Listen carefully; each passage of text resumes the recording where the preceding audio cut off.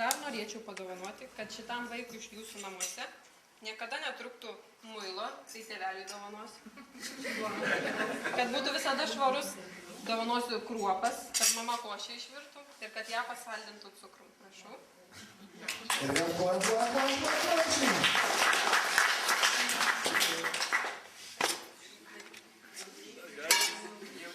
Ir tikiuosi, kad kaip Joriukui sueis 18 metų, mes taip pat visi šie svečiai susirinksime tokią gražią šventę.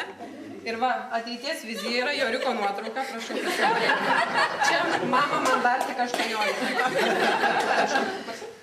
Joriukas, čia iš tikrųjų Joriukas, paprašau. Mes jau žinom, kaip jis atrodys, kaip 12 klasė moks, maždaug čia tiek. Tikiuosi visi susitiksime ir mes jį labai gražiai atidarysime. Prašau.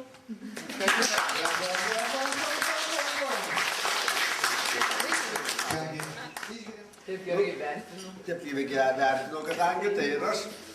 Nu žinoma, įvertinimas įvertinimo, bet norėčiau ir aš įvertinti savo sūnaus Marčios pastangas ir jų darbo vaisių, kuris visiems turbūt pavydą kelia. Visi pažiūrėkit ir pavydėkit. Tokio jaunuolio tai Lietuva seniai laukė, ir sulaukė. Todėl aš, daug nesileisdamas į šnekas, pilotažas pas mane žybt ir baigėsi. Todėl siūlo visiems išgert į mūsų mano jauniausio anūko sveikatą. Atsistoja. Paplojam visi, atsistoja, sakė, kaip lakūnai. Prašom. 29 metus turiu sekretorę. Ar sekretorė kalbės?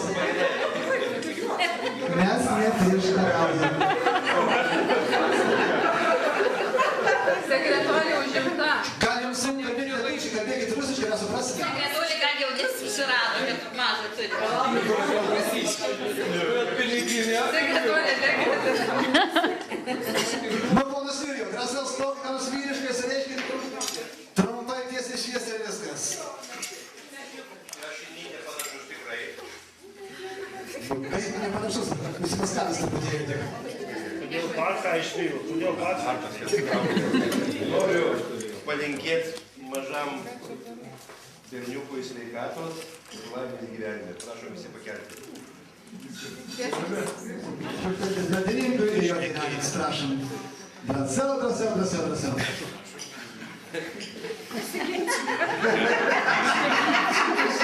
Ką norėčiau palinkėti tėveliam? Pratęstų tradicijas antro lauką. Po metų kitų čia visus. Kad jį šitą zingelį buvo. Zingelis pamirštame. Bet į save kalbės. Mano pavyzdžiui, kad paimtų. Nemažiau, daugiau gali. Visi plojam zingerį iš geriau pavyzdžių. Ir plojam zingerį žodžius. Visi matom, kad darbas atliktas tėvelių gerai. Todėl norėčiau įteikti po diplomą. Prašau, pasidėti matomoj vietoj. Pasiskaityti, jeigu pamirštat ką nors. Bet prašau neužmigti ant laurų. Už gerai atliktus darbus diplomai, o jums įsakymai, kuriuos nuo vaikelio vardu, kuriuos reikia paskaityti ir vykdyti. Nepamiršti. Parodyk visiems, kas ten esu. Ir vaikų auklėjimo taisyklės galėtų tėvelis paskaityti dabar. Gal mes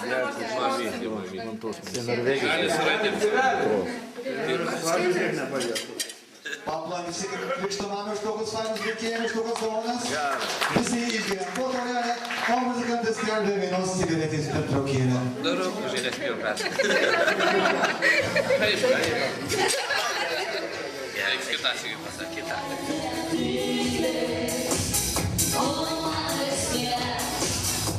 Gyvenimas gražus.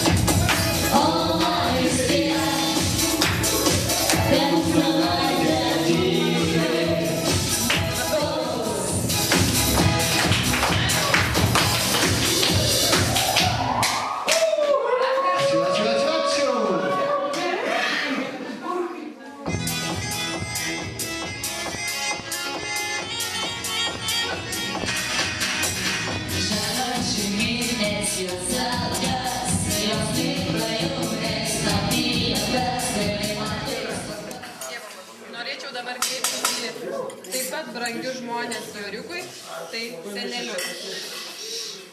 Pirmiausia, apie senelių žmonas. Aha, mielosios, pakliuvote ir jūs į laiko pinklis. Buvote jaunos, gražios mamos, o dabar jau senelėmis vadinsitės. Sunku suvokti, tikiu. Ir mes lik šiol suprasti negalime laiko taisyklių. Bet kaip bebuvę, sveikiname, būkite ir toliau tokios mielos, gražios, šiltos ir žinoma laimingos. Kas gera, kas šilta močiutė, kas myli, kas glaudžia močiutė. Močiutė tai pasakos ilgos, raudonos uogelės ant smilgos, gėlyčių žiedeliai sužėlę, lėlyčių margi drabužėliai. Močiutė tėvelių mama, močiutė namų šiluma. Norėtume nuo Joriuko močiutėm, kad nepamirštų sekti pasakėlės.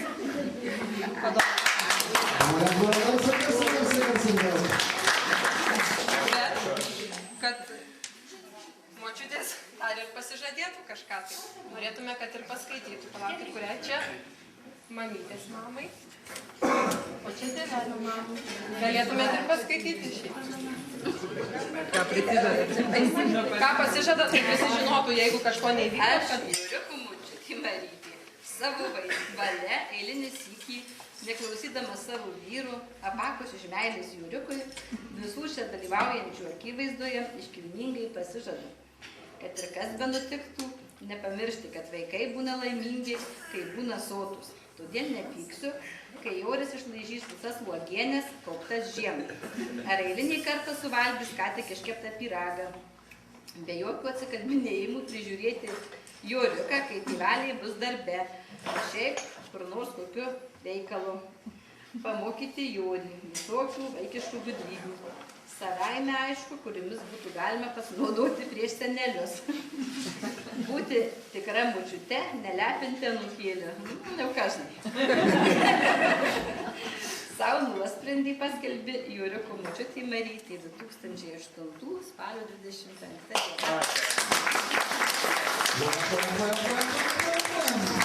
Kita močiutė, prašau. Kita močiutė dabar dar, gal pasižada po to jums? Tai čia tai netas. Ne, čia kitoks. Neįdomu bus į tą patį pasižada. Aš Joriuko močiutė Roma, savo valia, eilinį sykį neklausydama savo vyro, apakus iš meilės Joriukui, visų čia dalyvaujančių akivaizdoje iškilmingai pasižada. Kad ir kas benutiktų, nepamiršti, kad vaikai būna arba švarūs, arba laimingi. Todėl nepyksiu, kai Joris riebalotais pirštais nučiupinės ką tik perdažytas namų sienas, žemėtom kojom tepens per naują kilimą, atsisuns būdą paklos ką tik iš valyklos parneštą kostiumėlį.